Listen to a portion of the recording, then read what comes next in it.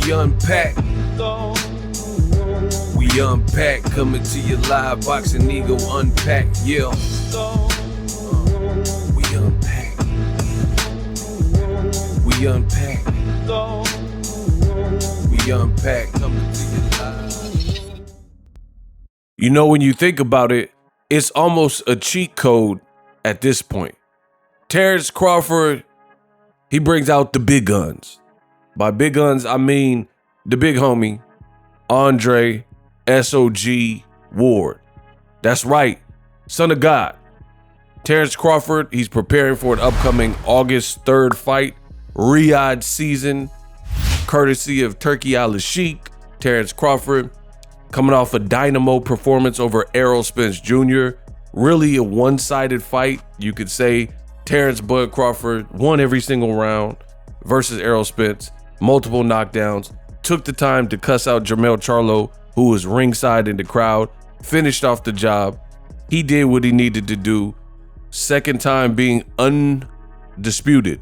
You got to understand, Terence was the first fighter that is a male. So don't tell me Clarissa Shields, no disrespect to the GWOAT, but we're talking about men's boxing. In men's boxing, other people have done it now, like Usyk and Naoya Inoue. But Terence Crawford, he was the first person to do it. Now, I gotta add this. Terence Crawford was the first person in recent moments, like since probably Bernard Hopkins or Jermaine Taylor, to become, basically in the 2000s, he was the first to become undisputed. So he set these milestones in his career.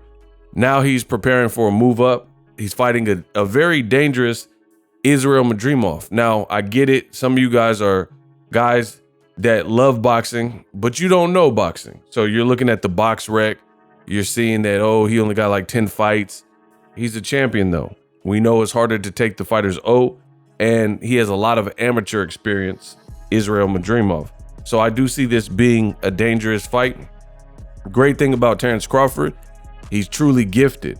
I think one thing that definitely separates Terence Crawford from other people, especially this newer generation, is he has the will to win. That's something you can't really teach. Some people are natural born leaders. Some people have natural born talent. Some people are, I can't even say they're born with discipline, because I don't think you're born with discipline, right? Because you look at it, you could come from a strict upbringing.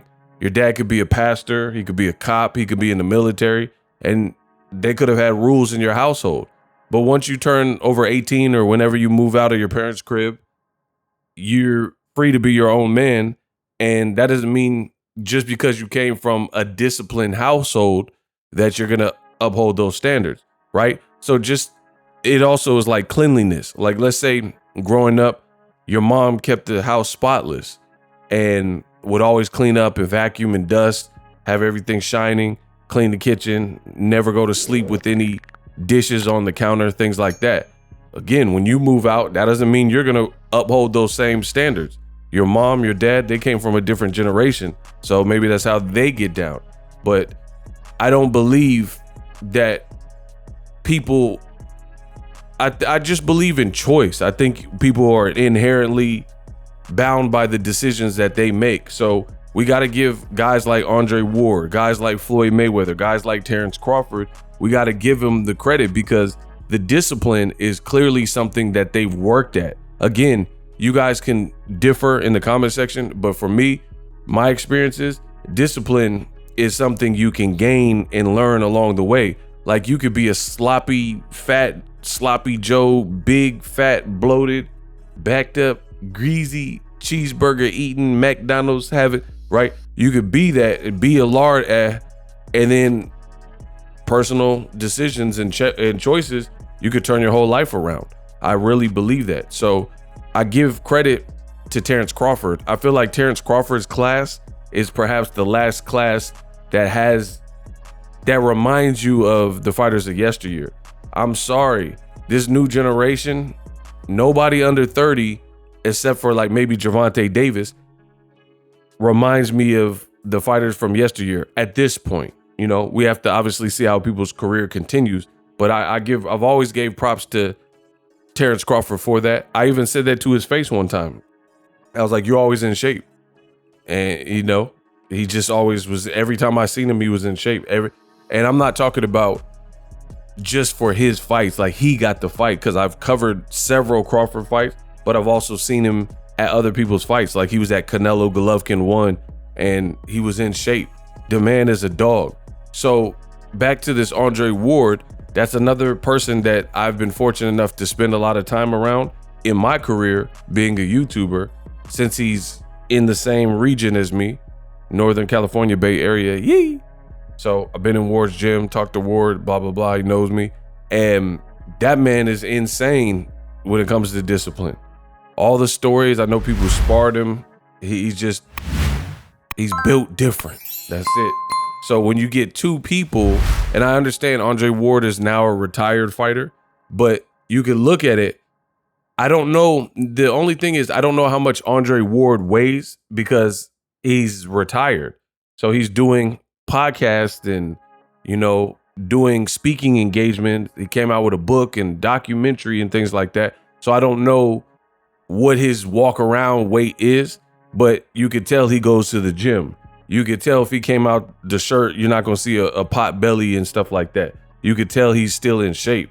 Again, there's different levels to shape. There's fight shape, and then there's like maintenance shape, and, you know, everything in between. So I don't know exactly how much he weighs, but I think he probably still trains, just judging based on what I've seen. And the other thing is, I can't be certain of this. Do not quote me on this. I haven't talked to Andre Ward, but some of his recent posts make me believe that he almost has the itch to come back and like continue to fight. Like, he took some years off, and there's so much money available.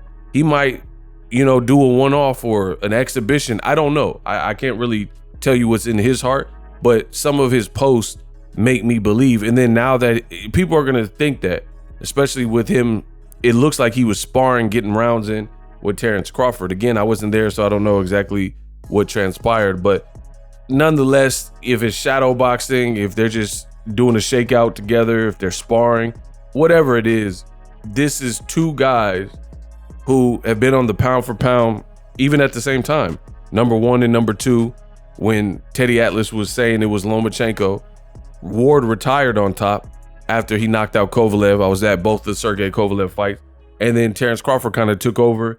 And in the absence of Floyd Mayweather, in the absence of Andre Ward, Terence Crawford remains. You know, he's the active guy.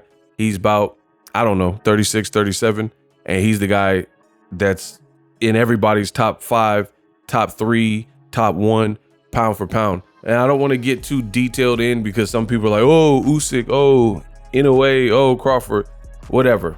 You just know that Crawford can fight. He can fight his ass off. And he's a beast, and he deserves to be somewhere in the top conversations for pound. So I love this work that I'm seeing with Terence Crawford and Andre Ward. Even though these are just like pictures and snippets, I enjoy seeing this. It lets me know what I've already known about both these gentlemen. Ward is in shape. Ward is a discipline. Terence Crawford's discipline. They both were at Shakur Stevenson's fight, and that's probably where they got together, or like, you know, came up with this idea. Like, hey, show me some of the stuff you got. I'll show you what I'm working on, blah, blah, blah. And they decided to link. And that's how it be in real life. If you ever move around and you have you network, like I network, I know a lot of people and stuff, and just different industries, not even just boxing. When you network, the thing is this: when you network, you got conflicting schedules. Crawford got kids, Ward got kids, they got families and stuff. So I'm surprised that they've never, that I can recall, linked up before, because they've always been cool. They even have ESPN interviews where Andre Ward was the host interviewing Terence Crawford.